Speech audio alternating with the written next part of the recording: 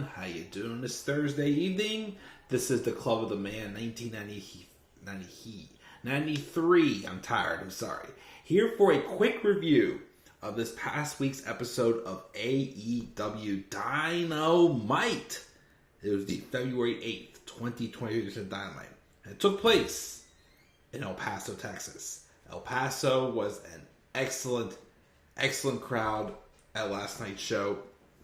It included some really good title matches. Well, a couple botches. One, hoping that somebody's okay who fought the AEW Women's Champion. We had, of course, our AEW World Champion in action in a very excellent non-title match. We had a trios tag title match with the veterans versus the upcomers.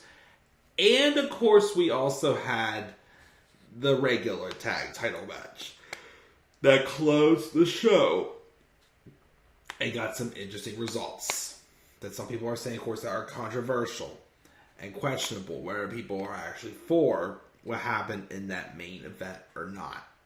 We will, of course, get to that.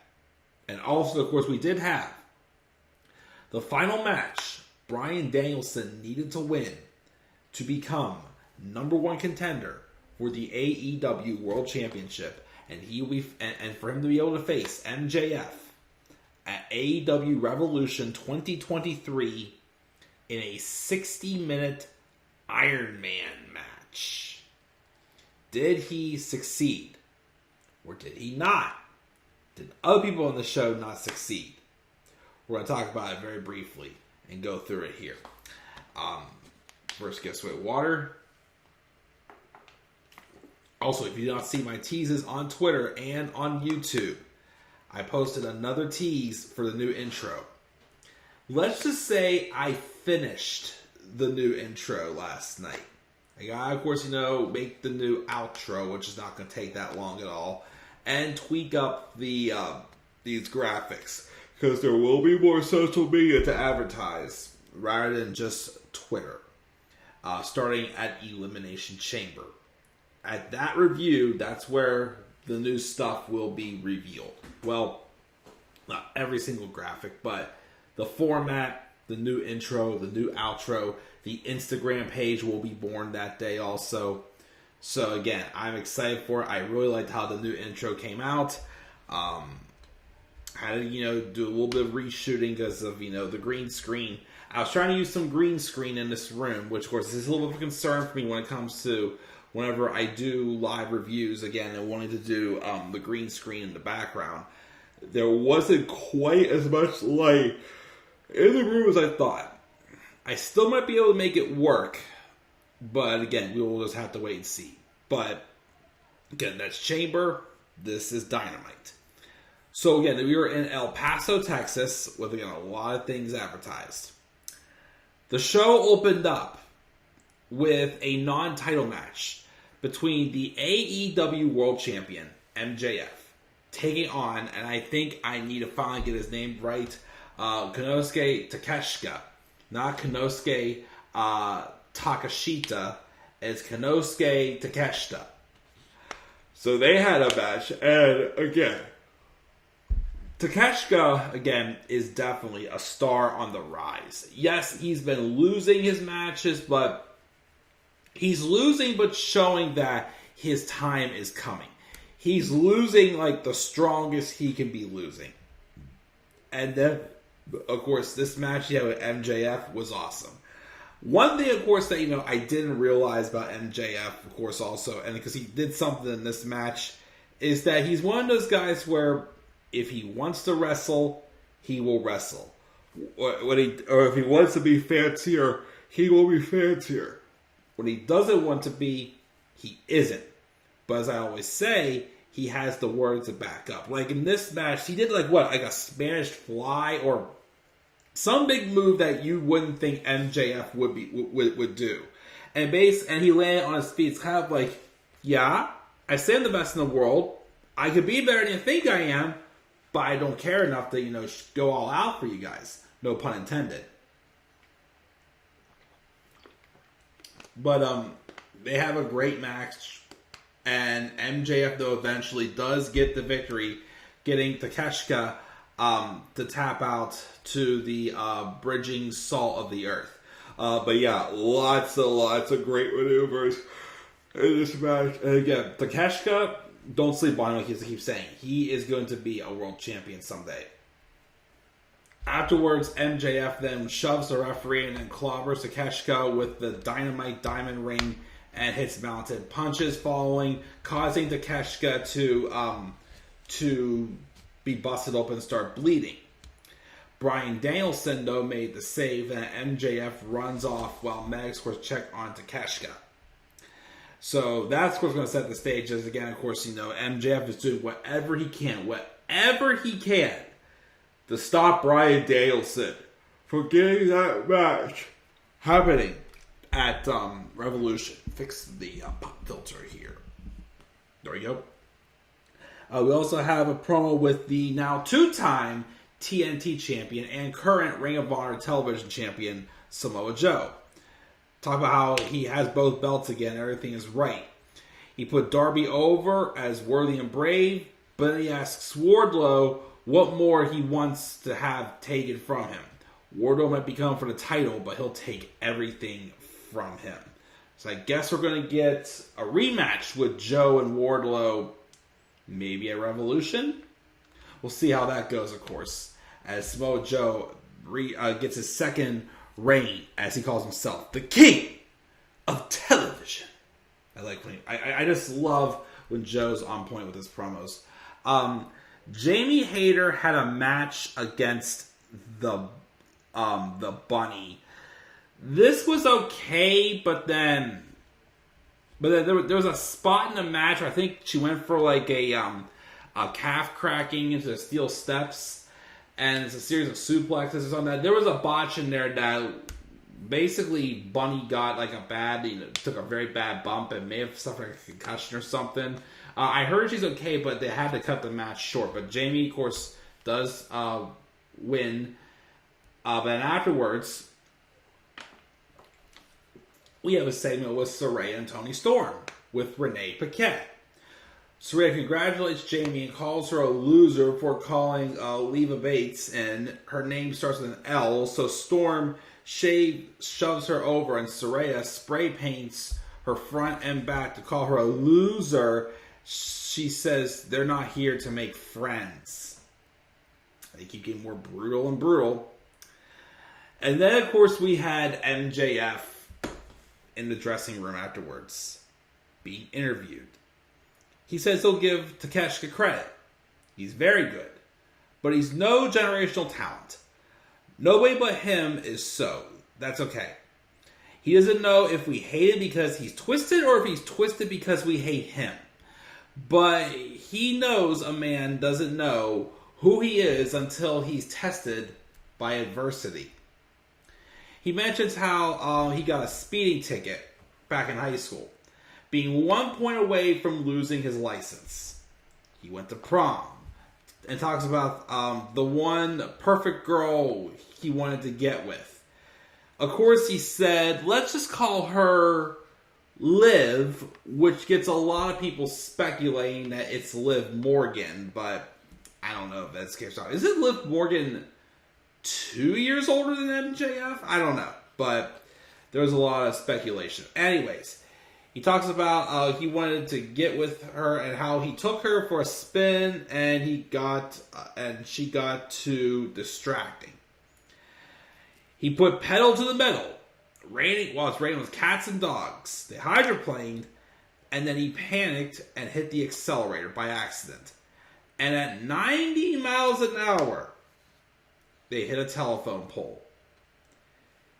He woke up, tasting pennies, hands covered in blood, and Sweet Liv cracked his windshield, but thankfully, though, she was breathing.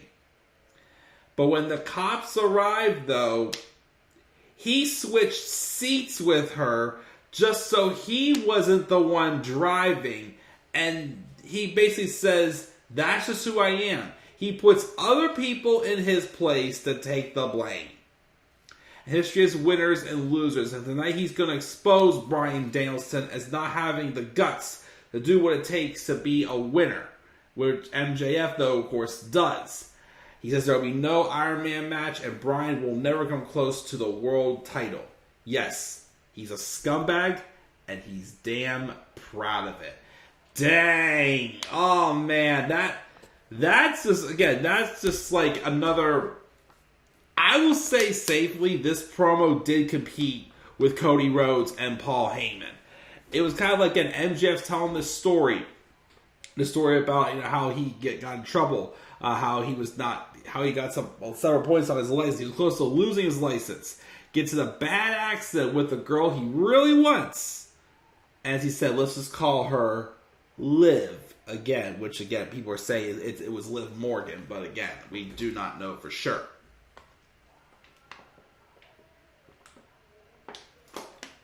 Get some energy back in me, but yeah. So basically, again, he just like says, "Yeah, we got in an accident, but you know what? To avoid from me getting in trouble, I played smart, and I switched the seats so that she can take the blame instead of me." Oh man! But of course, MJF was not done for the night. We had this Garcia Guevara gauntlet match where Ricky Starks basically has to get through several people in the gauntlet to get a match with Chris Jericho. He beat Cool Hand Ange. He beat Matt Menard. And then Dale Garcia came out as well. And then he had a match with Garcia. But then a man in a Kiss Demon mask cold cocks Starks and lays him out, causing Daniel Garcia to get the victory. And of course, the Demon makes his way in, takes the mask off. It's swallow some. Hold on, I'm so sorry, guys.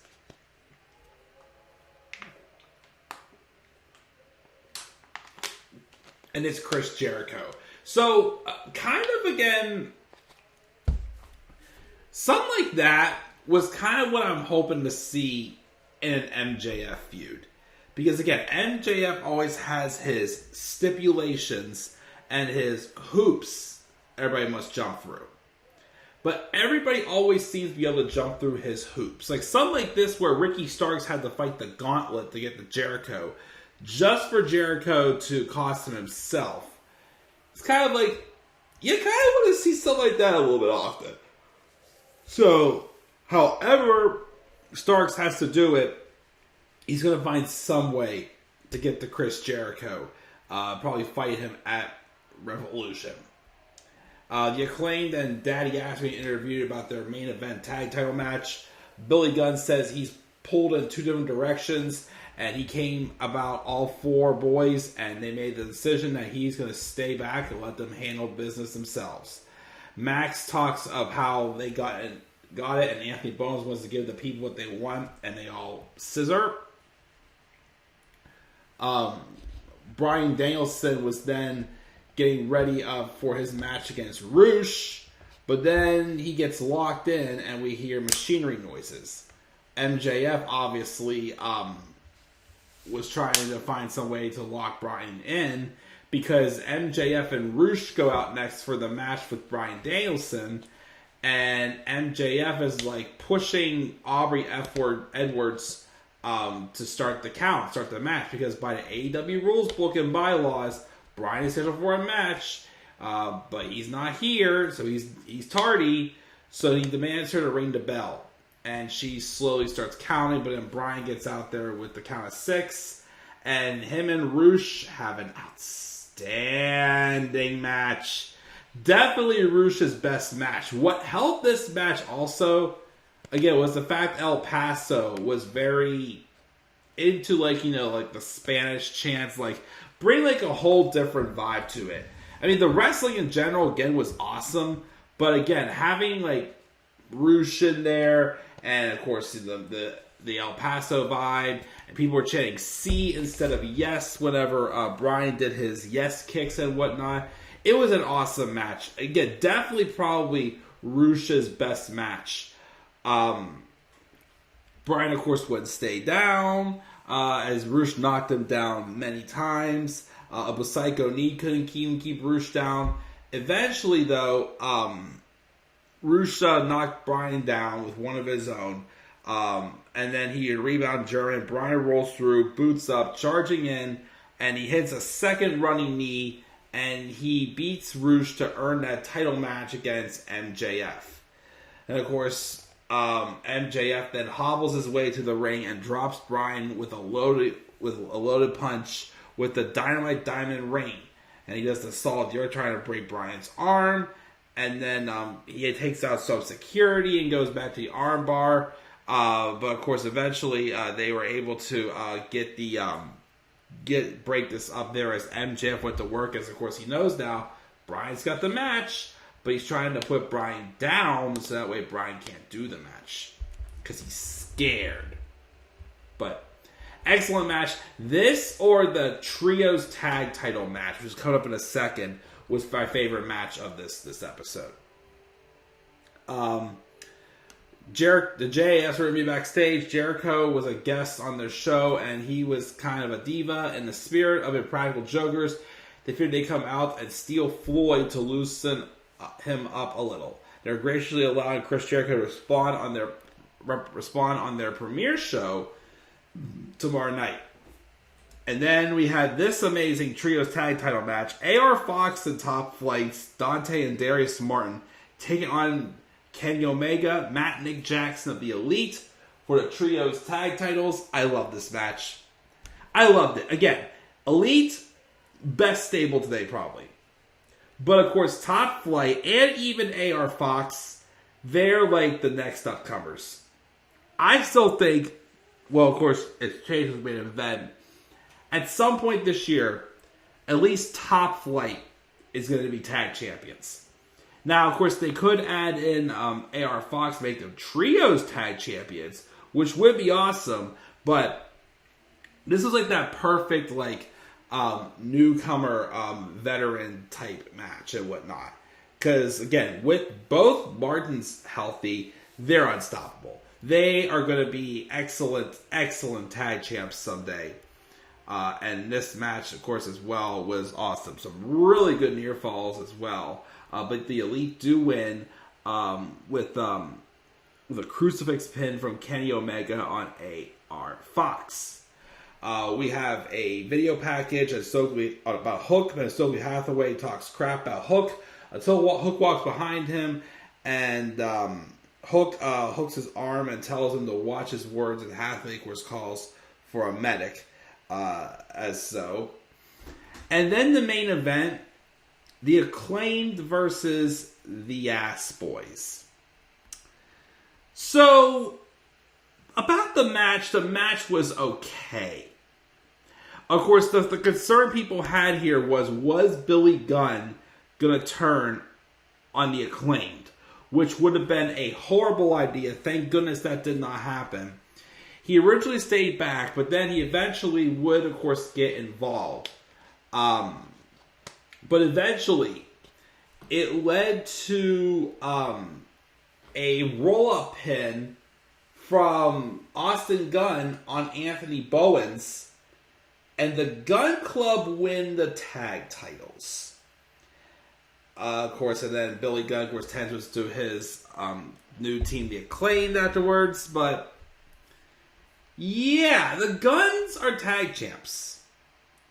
I don't know how I feel about that. Because yes, it makes sense, the story. You know, it's a good way to kind of give a direction for the Gun Club. But are they really worthy of being taken serious, though, as tag champs? Their reign's probably going to be short. I'm pretty sure their reign will be short. It'll probably be either to like Revolution or maybe to like, Double or Nothing or something. They'll probably drop them back to either the Acclaimed, which, the Acclaimed is still hot. Giving them like a brief couple weeks after the titles, it's making me think of what happened with Drew McIntyre in 2020 when he had lost the title to Randy Orton. So a couple weeks kind of got another direction for his character, won the title again. They could, again, easily do that with the Acclaimed. Now, FTR, who was rumored to take some time off, rumored also maybe go back to WWE also. they could very well dethrone the Guns also, because the Guns were the ones who wrote them off.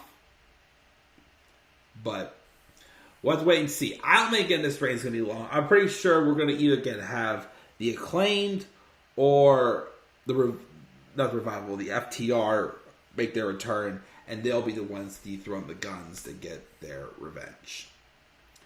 And guys, I'm sorry again, but I'm tired, but I'm going to check out here. I gave the show a B+.